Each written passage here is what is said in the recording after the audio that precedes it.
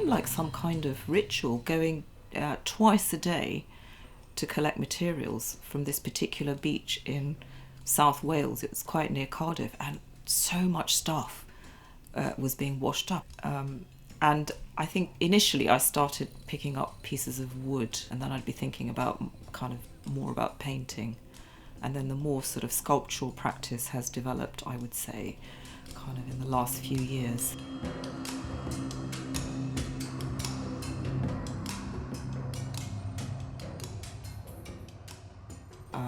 I Wish My Hair Was As Long As Yours, the title of the work, the inspiration is from an Indian miniature painting, which shows Lord Krishna, who's hiding behind some bushes, and then he's taken some girls' saris and then drapes them on a branch, and it just looks really beautiful how they're draped. There's two kinds of materials, I think, broadly. There's the found component, which is the long black rope, which has kind of become unravelled. And I found this on a beach, and then actually I thought, I think I need some of this. So I then cut as much of it off as I could, a bit like hair, actually. And then I was thinking about this, back to this painting with Lord Krishna, and then the textiles, and somehow it just seemed to make sense to have textiles as part of the work. And all of the textiles are actually quite significant. They're all kind of have been in my family. They're all saris which have been worn. So nobody wants to wear a ripped sari. So then kind of that's, that then becomes a resource for me.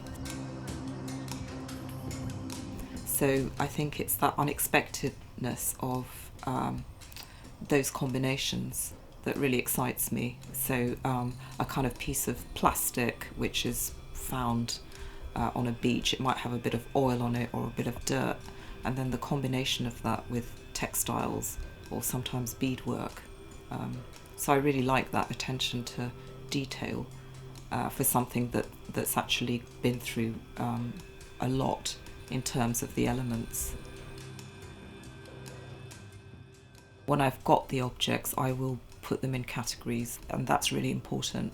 It's as if you might have different colour ranges, so I've got objects of kind of particular types of shoes, molten plastic, rubber, so I will get those out periodically. Sometimes they'll be all over the floor, and I'm trying to look for just the right bit.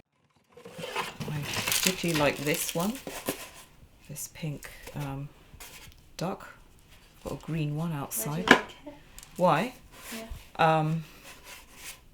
Because it looks like a toy, and it's actually for the toilet, so it's not really a toy. And then I can just see, I like the colour as well, and the ability. I might be able to make something pink, completely pink with this. Sometimes I will find things though when I'm working on something.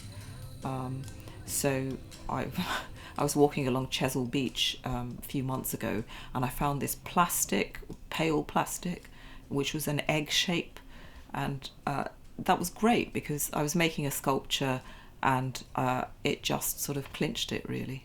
So I'm not trying to impose too much of myself. There has to be an ease with which things come together, as if that's how it's meant to be. But I think the way I'm intervening makes them precious, because some of the materials that I'm using, like the fabrics and beads and sort of bits of jewellery, were once quite precious. Sort of there's a parallel process there, something that was precious that's obsolete, and then something that perhaps was utilitarian and obsolete. So combining those two. I also go to kind of woodlands quite a lot and collect wood that's just sort of dropped off, because I really like that human element of kind of how some trees more than others look like the shape of a torso, human torso. So I'm really interested in that, particularly at the moment.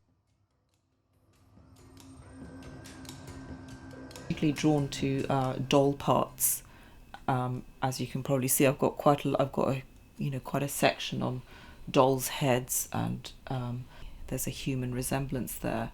This sort of arm, and then the wood itself. Both of them have that. I'm really interested in kind of how you can make it more continuous. So not quite sure what's paint, what's wood, or what's plastic.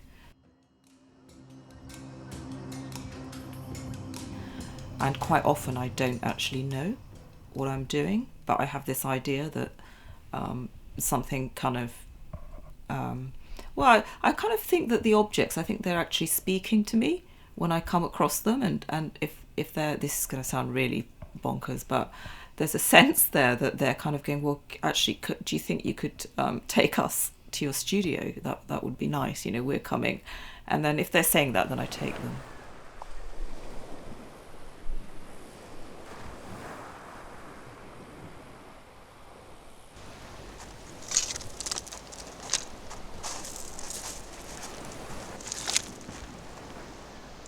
Found this object, which has got an amazing marbling effect, and I love the way this rope is actually braided.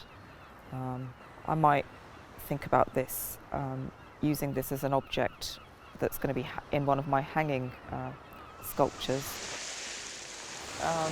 There's just so much to look at, and it's so inspiring to be here and looking at the boats. And the netting and the ropes.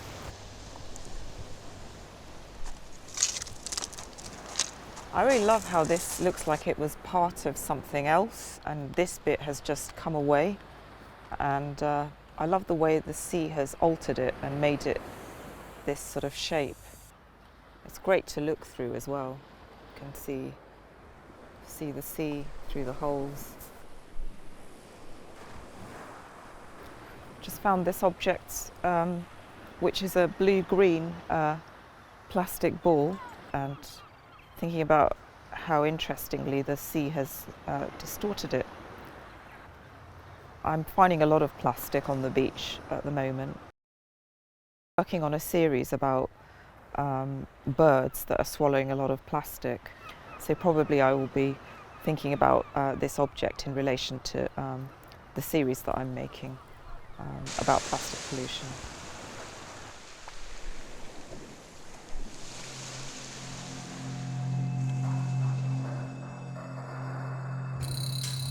So I have to find materials that are not too decayed, that they fall apart. So it has to be just right. And I'm really interested in the time that's elapsed. A really old piece of plastic has really lovely marks on it. And you can tell it's been around outside for a long time. So yeah, I like the fact that there is this stuff going on, that it has decayed, because I find it quite difficult to work on a blank piece of paper or a blank canvas. I mean, I've tried, but what happens is I then start thinking, well, what is the point of this? I am just adding to the world. It's that sort of thought about not wanting to kind of add extra and just kind of making sense of what's around. In this way of working, I'm also very interested in environmental issues, and I feel that by working in this way with materials found in our environment, it's also highlighting the sort of the non-biodegradable aspect of a lot of these materials, so that people can think about them in a different way. When I've worked with in workshops and with other people, it's possible to actually make things out of something that's not that great. It's not that great that there's all this plastic around us, or there's metal, rubbish. But actually we can do something. So I feel like I have a wider conscience, as well as a more personal creativity.